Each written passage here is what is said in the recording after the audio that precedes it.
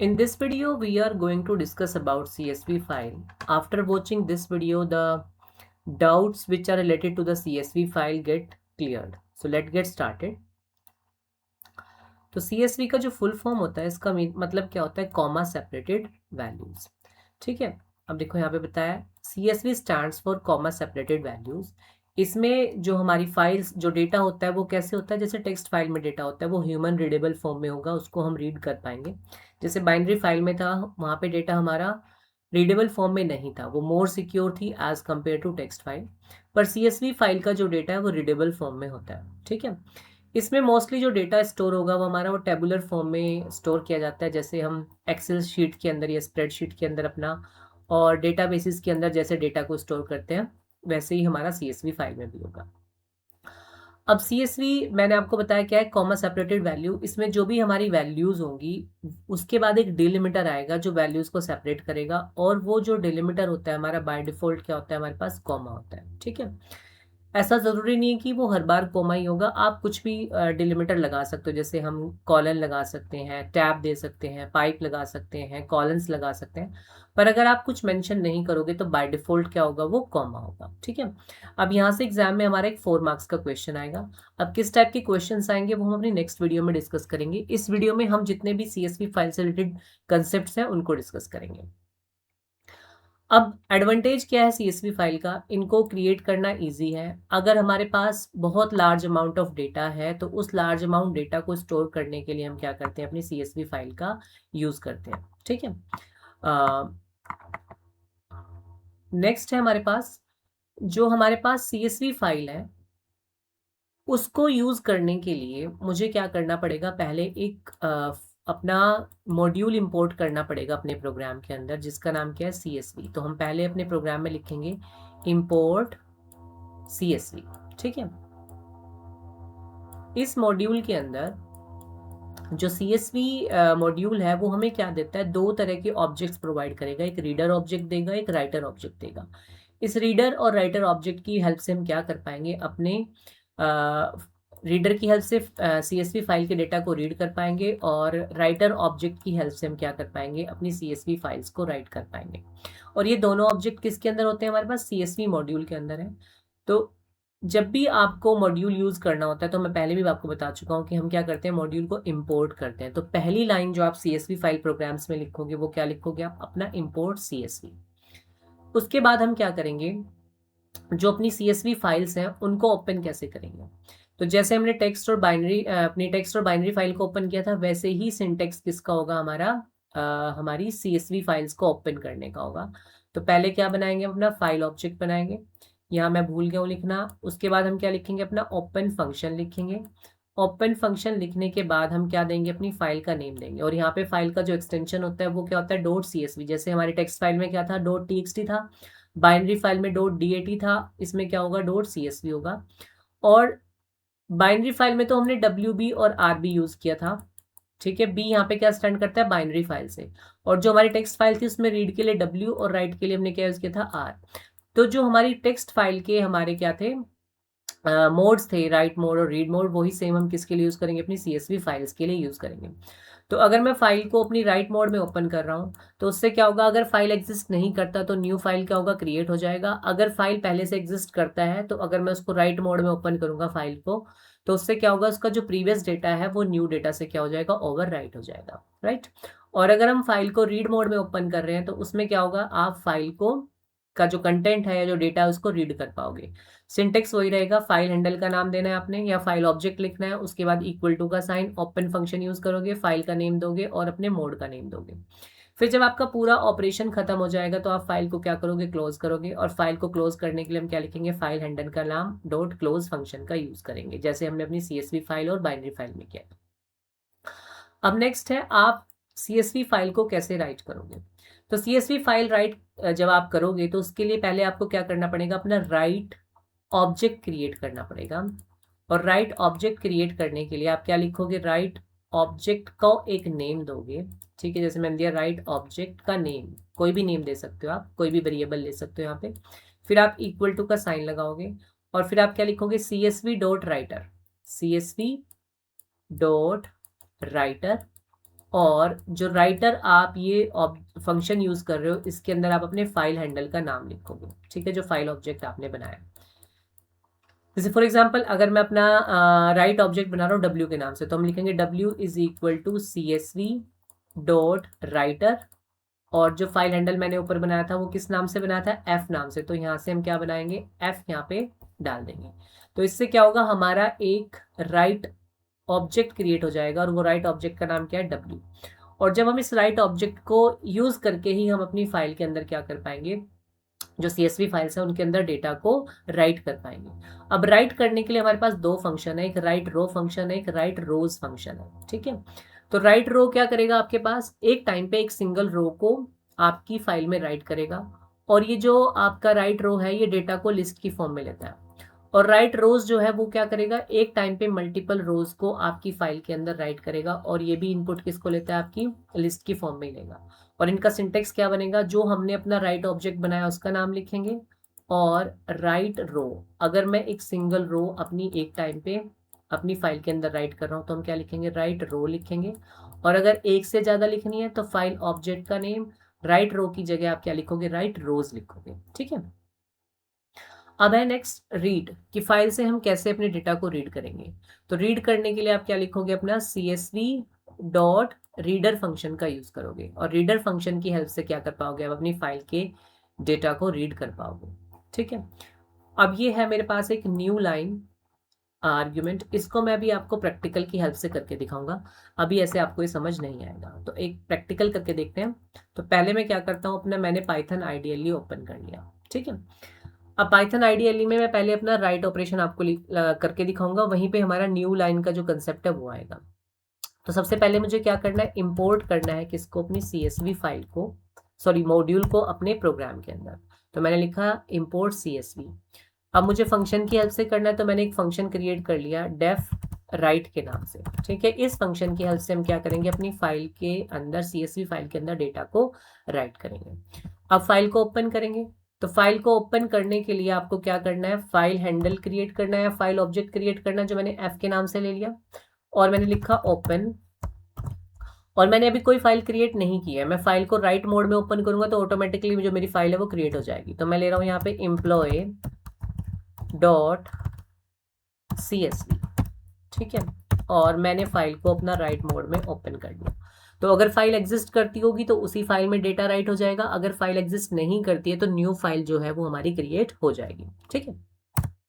अब फाइल को ओपन कर लिया, अब आपने क्या करना है, राइट करना है फाइल में, तो राइट ऑब्जेक्ट क्रिएट करना पड़ेगा। तो राइट ऑब्जेक्ट क्रिएट करने के लिए आपके क्या लोगे, ऑब्जेक्ट का नेम लोगे, जो मैंने क्या ले लिया, डब्ल्यू ले लिया। उसके बाद आप इक्वल टू का साइन लगाओगे, फिर आप क्या लिखोगे, CSV डॉट राइटर, और इसके अंदर से जो फाइल ऑब्जेक्ट आपने बनाया था उसको यहाँ पे आप एज अ पैरामीटर यहाँ पे पास कर दोगे, ठीक है। अब मुझे क्या करना है, जो मेरी फाइल बनेगी मुझे उसको एक हेडर देना है कि मैं कौन कौन से फील्ड वहां पे बनाऊंगा। तो उस फील्ड के लिए मैं क्या करता हूँ, अपनी एक रो क्रिएट करता हूँ जिसमें मैं फाइल के जो हेडर्स हैं उनके नेम दूंगा। तो फाइल रो फंक्शन को यूज करने के लिए राइट रो के लिए आपको क्या लिखना पड़ेगा, अपने जो राइट ऑब्जेक्ट बनाया था उसका नाम, तो वो क्या है मेरे पास W। फिर मैं क्या लिखूंगा, राइट रो, और राइट रो मैंने बताया था कि जो मेरे इनपुट लेता है वो किस फॉर्म में लेता है, लिस्ट की फॉर्म में।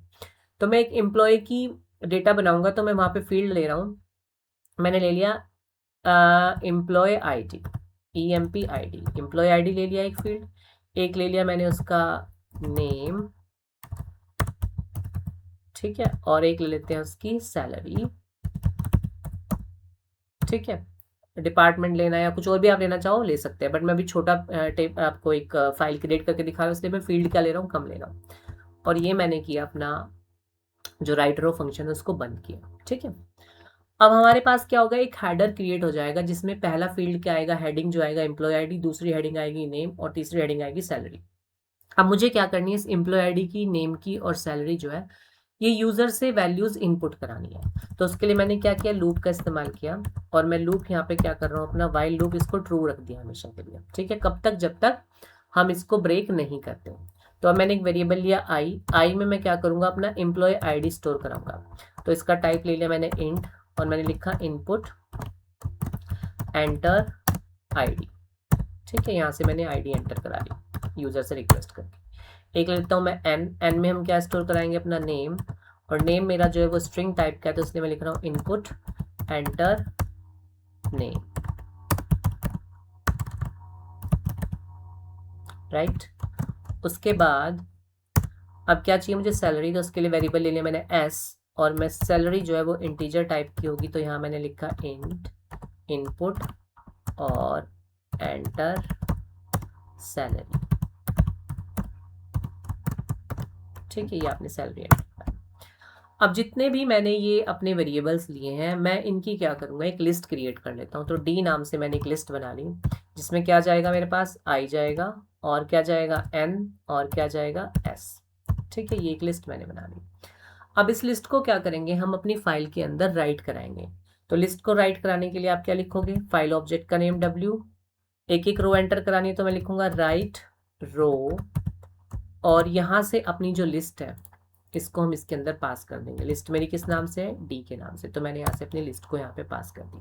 ठीक है, अब मैं यूज़र से रिक्वेस्ट करूँगा, एक वेरिएबल ले लिया मैंने चॉइस के नाम से, कि क्या वो और रिकॉर्ड्स को एंटर कराना चाहता है। तो आप लिखोगे do you want enter more input, yes yes और नो। ठीक है, ये आपने मैसेज आ गया। अब आप क्या करोगे, इफ लगा के आप चॉइस देखोगे, अगर मैंने कीबोर्ड से क्या प्रेस किया, या तो स्मॉल एन प्रेस किया या कैपिटल एन प्रेस किया, तो क्या होगा, मेरा यहाँ पे लूप जो है वो ब्रेक कर जाएगा, हम लूप से बाहर आ जाएंगे। और जैसे ही लूप से बाहर आएंगे हम क्या करेंगे, अपनी फाइल को करेंगे क्लोज। ठीक है, मैंने फाइल को किया क्लोज, और फाइल को क्लोज जब कर दिया तो अब करेंगे हम अपने फंक्शन को कॉल। तो मैंने अपने फंक्शन को कॉल किया, राइट। ठीक है, तो देखो फिर से एक बार प्रोग्राम बता रहा हूँ। ये राइट किया मैंने अपनी फाइल के अंदर, एम्प्लॉय नाम से मेरी फाइल है, इसके अंदर मैं राइट कर रहा हूँ, और यूज़र से मैं इनपुट करा रहा हूँ सारी जितने भी मेरे फील्ड्स की वैल्यू है वो।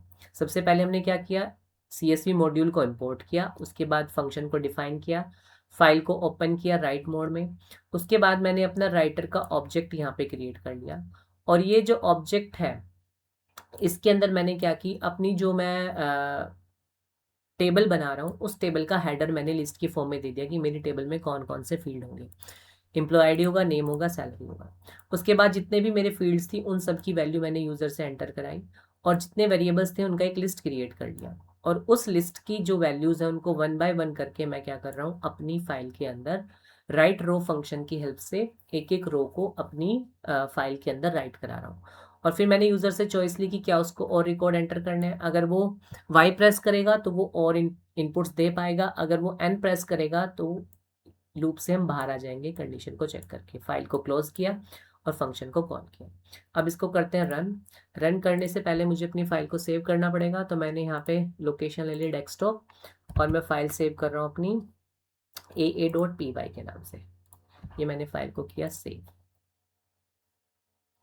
ओके, एक सेकेंड। ठीक है, अब मेरा इंडेंशन चॉइस, तो मेरे पास मैं एक बार दोबारा रन करता हूँ इसको।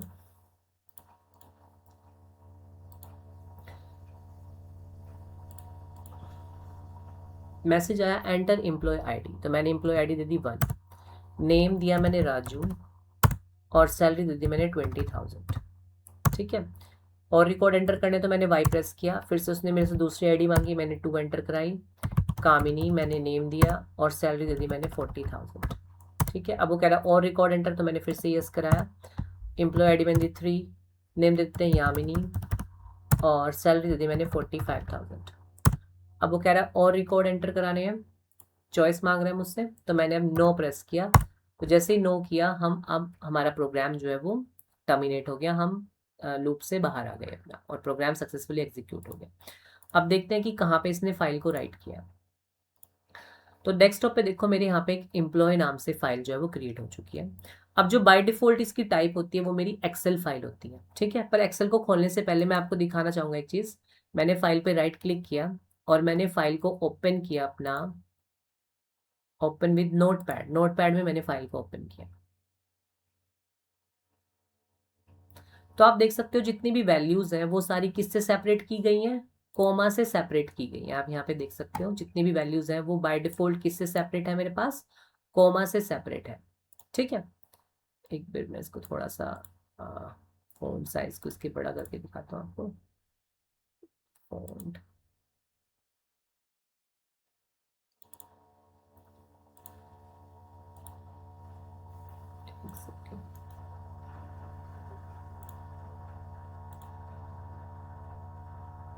ठीक है, तो आप देख सकते हो कि आपकी जितनी भी वैल्यूज हैं वो कॉमा से सेपरेट की गई हैं। ठीक है, अब मैं इस फाइल को ओपन करता हूँ अपना डिफ़ॉल्ट मोड में। तो जब मैं डिफ़ॉल्ट मोड में इसको ओपन करूंगा तो वो फाइल को किस में ओपन कर रहा है, एक्सेल में ओपन करेगा। अब आप देख सकते हो कि ये मेरी जो हेडिंग्स हैं वो ऊपर आ गई हैं और नीचे मेरी वैल्यूज आई हैं। अब आप देखो हेडिंग जो है वो मेरी रो 1 में है, रो 2 जो है वो बिल्कुल खाली है, और मेरे पास जो पहला रिकॉर्ड आया वो किस में आया, रो 3 में आया। उसके बाद रो 4 बिल्कुल खाली है, अगला रिकॉर्ड किस में आया, 5 में। रो 6 खाली है, अगला किस में आया, 7 में। तो अब वो क्या कर रहा है, हर एक रिकॉर्ड के बाद एक रो को क्या छोड़ रहा है, एम्प्टी छोड़ रहा है। ऐसा नहीं होना चाहिए। तो इस चीज़ से बचने के लिए हम क्या करेंगे, हम जाएंगे अपने प्रोग्राम में, और जहां मैंने फाइल को ओपन किया था यहाँ पे मैं लिखूंगा न्यू लाइन इक्वल टू, और यहाँ पे हम क्या देंगे अपनी, इसको एम्प्टी स्ट्रिंग दे देंगे। तो अब इससे क्या होगा, मैं फिर से आपको दोबारा प्रोग्राम रन करके दिखाता हूँ। आईडी मैंने करी 1, नाम लिया मैंने राजू, सैलरी ले ली मैंने 34,000। ठीक है, फिर से मैंने किया यस, आईडी ली 2, नेम ले लेते हैं मोहित, और सैलरी ले ली मैंने 34,000, 35 ले लो, 35 था या 50,000 ले लेते जो। वाई नेक्स्ट कराया मैंने फिर से एक और रिकॉर्ड, सेल आईडी 3, नाम लेते हैं काजल, और सैलरी ले ली मैंने 35,000। ठीक है, अब मैंने किया नो। तो अब मुझे और रिकॉर्ड एंटर नहीं कराना। अब दोबारा से अपनी एम्प्लॉय फाइल को खोल के देखते हैं कि कैसे डेटा आता है इसके अंदर।